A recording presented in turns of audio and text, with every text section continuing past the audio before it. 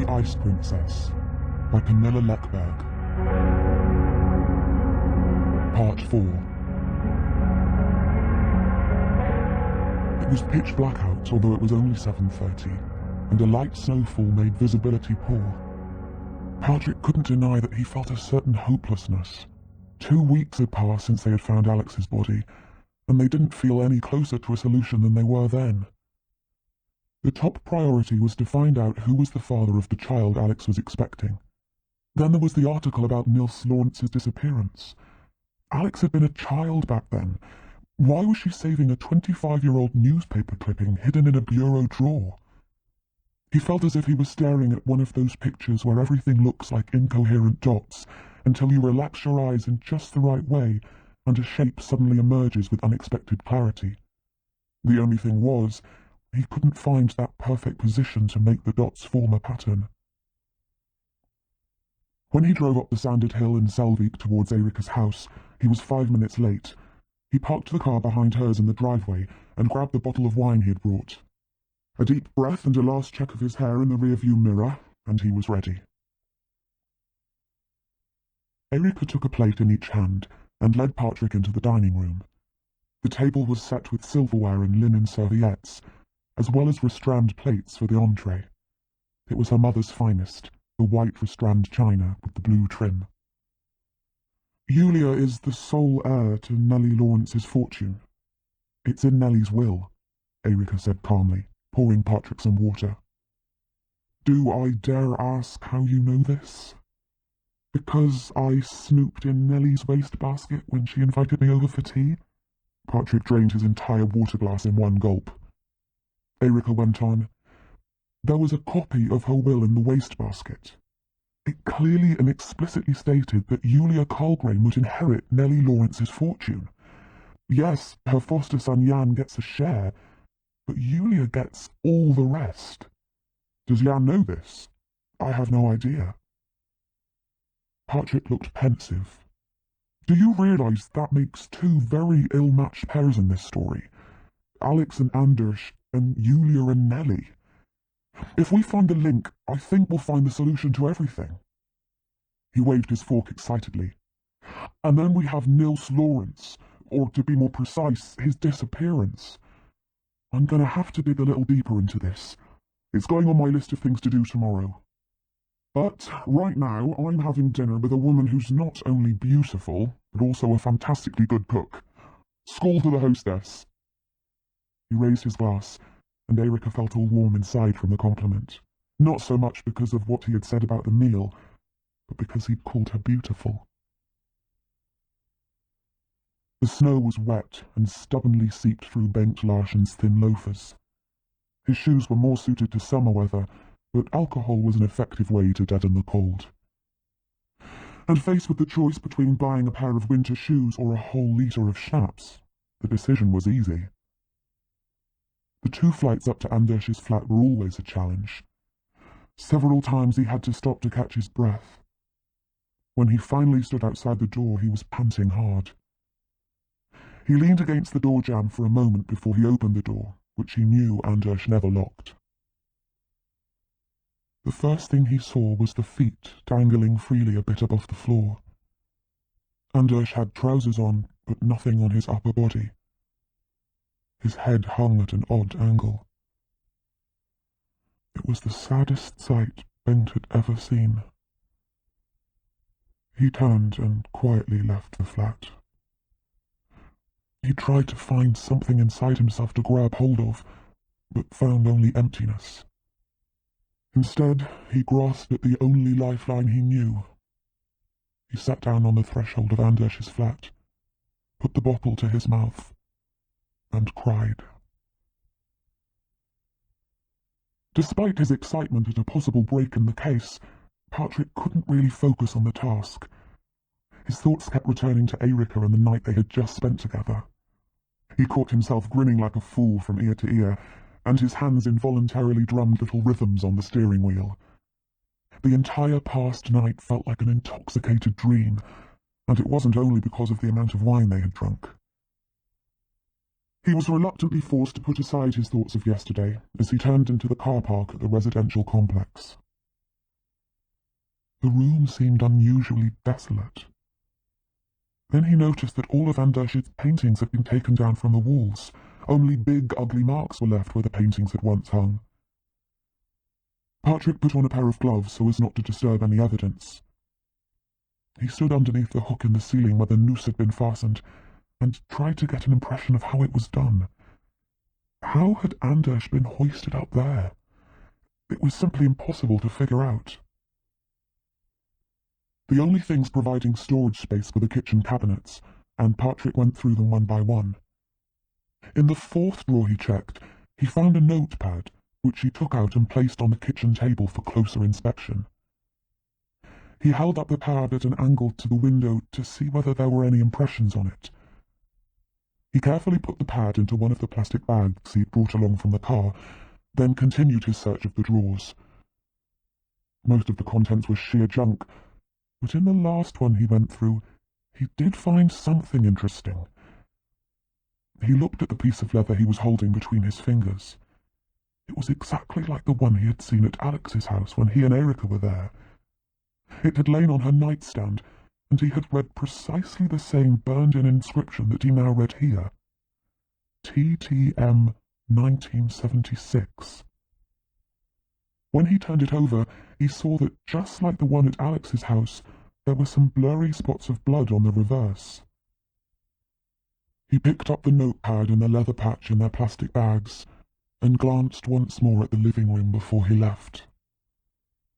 The cold was piercing when he stepped outside the main door. After Patrick left, Erica had tried to sleep for a couple of hours without success. All the feelings jostling inside her made her toss back and forth in bed. A smile kept creeping over her lips. There ought to be a law against being this happy. But this new clarity also made her realize that she could no longer flee from what had been occupying her thoughts the past few days. Ever since the true identity of the father of Alex's child had appeared like blazing letters in the sky, she had dreaded the confrontation. But the new strength that she felt inside made it possible. She knew what she had to do. The road to her destination was short, but it felt as if it took an eternity. When she turned into the car park below the Bard Hotel, Dan waved happily from the boat. She had guessed that he would be here. "Hi, Erica." "Hi." Dan kept working on his boat, but looked happy to have company. Erica glanced around a little nervously for Pernilla, Dan's wife. He hoisted a heavy roll of line onto his shoulder and turned towards Erica. He radiated strength and happiness, and it pained her that she would have to puncture that joy. But if she didn't do it, someone else would. The police in the worst case. Dan went up to the bow with the roll of line, tossed it onto the deck, and came back to Erica, who was leaning against the railing in the stern. Erica gazed unseeing out at the horizon. "I purchased my love for money. For me there was naught else to have." Dan laughed and finished the verse. "Sing lovely, you soft burring strings. Sing lovely of my only love." Erica wasn't smiling. "Is Freuding still your favourite poet?" "Always has been, always will be. The kids at school claim they're going to puke if they read any more Freuding, but in my opinion it's impossible to read too much of his poetry." "Yes, I still have that collection of his that you gave me when we were together." She was speaking to his back now, because Dan had turned round to move some crates of nets. "Do you always give that book to your girlfriends?" He stopped short with his chores and turned to Erica with a shocked expression. "What do you mean? You got one, yes. Pernilla got one, although I doubt she ever bothered to read it." Erica saw an uneasy expression on his face. She gripped the railing she was leaning against a little harder with her mitten-clad hands, and looked him straight in the eye. "And Alex? Did she get a copy too?" Dan's face turned the same colour as the snow on the icy bay behind him. "What do you mean, Alex?" "I was in Alex's house one evening last week, and someone came into the house while I was there. Someone who came straight up to the bedroom and took something away. At first I couldn't think of what it was, but then I checked the last call that Alex made from home. It was to your mobile, and that's when I remembered what was missing from the room. I have the exact same book at home. Dawn didn't say a word, so she continued. It wasn't hard to work out why someone would take the trouble to go into Alex's house and then steal something as simple as a poetry book. There's a dedication in it, isn't there? A dedication that would point straight to the man who was her lover. With all my love I surrender my passion, Dawn. He declaimed it in a voice full of emotion. Now it was his turn to stare vacantly at the water. He pulled off his gloves and ran his hands through his hair. What we had together was madness. We both knew it had to end. Were you supposed to meet her on the Friday she died? A muscle twitched in Dawn's face. Yes, we were supposed to meet that Friday evening. Pernilla was going to visit her sister in Munkedal with the kids. I thought up some excuse about feeling out of sorts and preferring to stay at home. Pernilla went, but I stayed at home.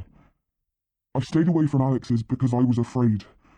I didn't dare look her in the eye and tell her it was over. I was afraid to be the one who took that step. Dawn, she was pregnant with your child. Apparently, she had intended to tell you about it that Friday night. She'd prepared a feast and put champagne on ice. Dawn couldn't look at her. Grief welled up from somewhere deep inside him, and tears started running down his cheeks. He began to sob, putting his head in his hands. How do you know she was pregnant? The words came out in a stammer. I was with Birgit and Henrik at the police when they told us. Erika leaned forward and put her hand over Dawn's. Dawn, sooner or later the police will figure it out by themselves, and then you won't have a chance to explain to Pernilla the way you want to. Maybe it would even be a relief for both of you if you talked about it. Clear the air. But what if she leaves me? What if she takes the kids and leaves me, Erika? Where will I go then? I'm nothing without them. A tiny, tiny voice inside Erika whispered cruelly that he should have thought of that earlier, but stronger voices drowned it out. She leaned forward and put her arms around him. When he freed himself from her embrace and wiped away the tears, she saw that he had decided not to postpone the inevitable. As she drove away from the wharf, she looked at him in the rearview mirror, standing motionless on his beloved boat, with his eyes fixed on the horizon. She crossed her fingers that he would find the right words. It wasn't going to be easy. The doorbell echoed through the house. It took such a long time before he heard anyone inside that Patrick was about to turn round and go back to the car. But after waiting a while, he heard someone cautiously coming to the door. The door opened slowly inward, and he saw Nellie Lawrence giving him a puzzled look. He was surprised that she answered the door herself. My name is Patrick Haidstrom, and I'm from the police in Tarnanshede. I'm looking for your son, Jan. Slowly but elegantly, Nellie walked in the direction of a door that opened onto a staircase to the floor below. Patrick had heard that Jan had the cellar flat in the luxurious house. Jan, you have a visitor. The police. A look filled with hidden meanings passed between mother and son when Jan came up the stairs into the front hall. Nellie nodded to Patrick and went into her room, and Jan came towards Patrick with outstretched hand and a smile showing a lot of teeth. Patrick had the sudden image of an alligator in his mind. A smiling alligator. Jan Lawrence, pleased to meet you. I'm investigating the murder of Alex Wiekner, and I have a few questions I'd like to ask you if you don't mind. Of course. I don't know how I can help, but that's your job to decide, not mine, isn't it? The alligator grin again. We can go down to my flat, then we won't disturb Mother up here. Patrick followed Jan down the stairs. The flat had been furnished by someone who believed in an ostentatious display of prosperity. There was a lot of gold fringe, velvet and brocade. Patrick knew that Jan had a wife, and wondered which of them had insisted on the decor. Based on his own experience, he would guess the wife. Jan showed him into a small office. Besides a desk and a computer, there was also a sofa. They sat down at opposite ends, and Patrick took a notebook out of his bag. He scrutinized the man facing him. He looked too perfect. There wasn't a wrinkle in his shirt or suit. One of the things that has come out during the investigation, Patrick began, is that Alex Wiedner had a, what should I call it, relationship with Anders Nilsson. You know him, I assume. Jan smiled, a crooked, condescending smile. I see him down at the square sometimes with the other drunks, but do I know him? No, actually I don't. His tone clearly revealed how absurd he thought the question was. But if that's true, why did Anders recently place a number of calls to your number? To his great satisfaction, Patrick saw the smile vanish from Jan's lips.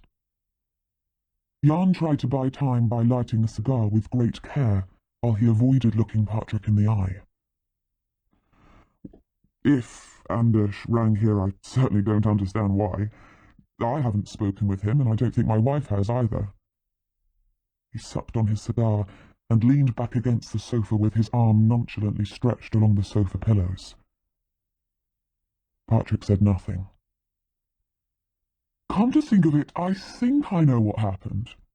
Jan leaned forward and waved his cigar. Someone called our answering machine. All we heard was breathing on the tape, and several times when I answered the phone, there was nobody on the other end. It must have been Anders who somehow got hold of our number. Why would he call you? How should I know? Jan threw out his arms. Envy, perhaps? We have plenty of money, and that grates on some people. People like Anders are always ready to blame their misfortune on others.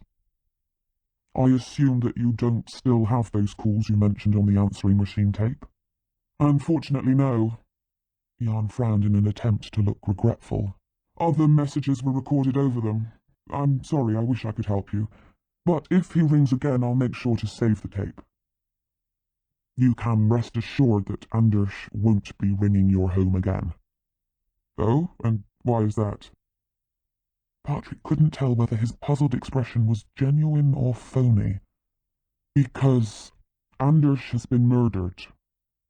A trail of ashes dribbled onto Jan's lap from the cigar. Anders was murdered. Yes, his body was found this morning. Patrick studied Jan closely. He decided to try another line of questioning. In Alex Wiedner's home, we found an article that she'd clipped out of Boohooslänningen about your brother's disappearance. Do you know why she might have been interested in saving that article? Once again, Jan threw his arms and opened his eyes wide as if to say that he had absolutely no idea. It was the big topic of conversation here in Fjällbacka many years ago. Perhaps she saved the article as a curiosity. Perhaps. What's your view about your brother's disappearance? There are a number of different theories. Well, Jan said, I think that Nils is having the time of his life in some nice hot country. Mother, on the other hand, is completely convinced that he met with an accident. Were you very close?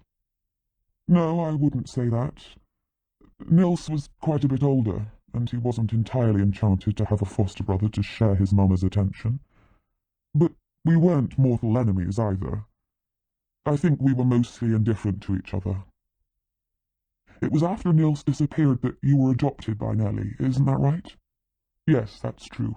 About a year later. And it came with half the kingdom. Yes, one could perhaps say that. There was only a bit left of the cigar, and it was threatening to burn Jan's fingers. He stubbed it out brusquely in a gaudy ashtray. "I beg your pardon for taking up your time unnecessarily." Patrick stood up and held out his hand. Jan also stood and shook Patrick's outstretched hand. "No problem. No problem at all. It was nice to meet you." Ingratiating as hell, thought Patrick. He followed Jan up the stairs. The contrast was sharp when he reached the extremely tasteful furnishings of the main floor. Too bad, he thought, that Jan's wife never got the number of Nellie's interior decorator. Inside the door of the station, Patrick stamped off the snow that had collected on his shoes. He went straight to Annika's office. She was clearly waiting for him. "Shall we begin?" Annika didn't wait for Patrick's answer, but began to read from her computer screen. "Now, let's see. I started with the time of Alex's death and worked backwards. Everything seems to add up for the time she lived in Göteborg. She started an art gallery with her friend in 1989. Before that, she went to university for 5 years in France, majoring in art history. She attended high school in Hvitfeldtska in Göteborg. She was no brilliant student, but no slouch either."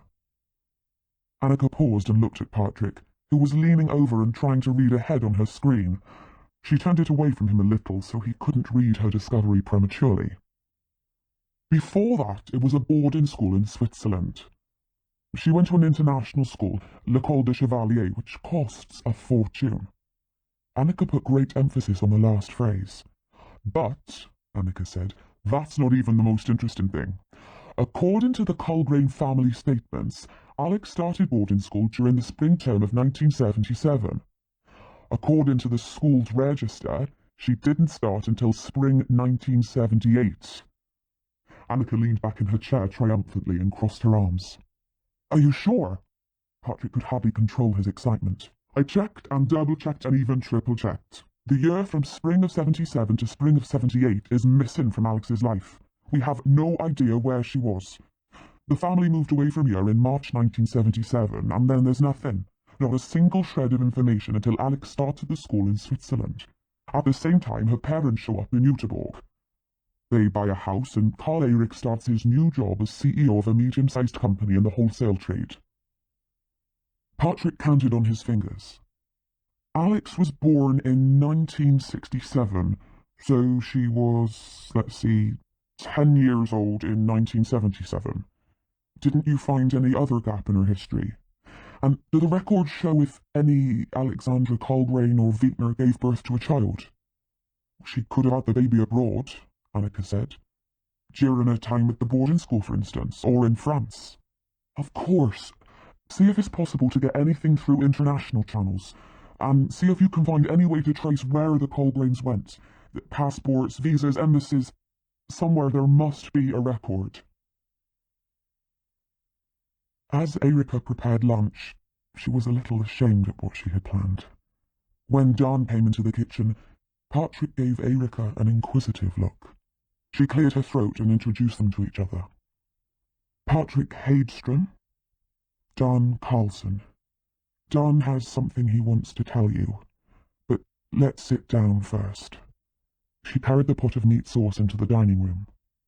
"Patrick, Dawn is here today because he has something to tell you, in your capacity as a policeman."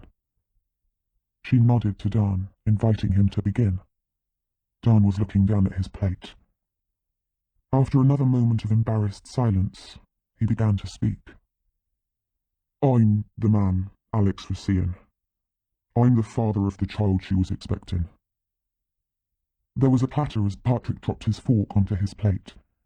Erika put her hand on his arm and explained, "Dawn is one of my oldest and dearest friends, Patrick.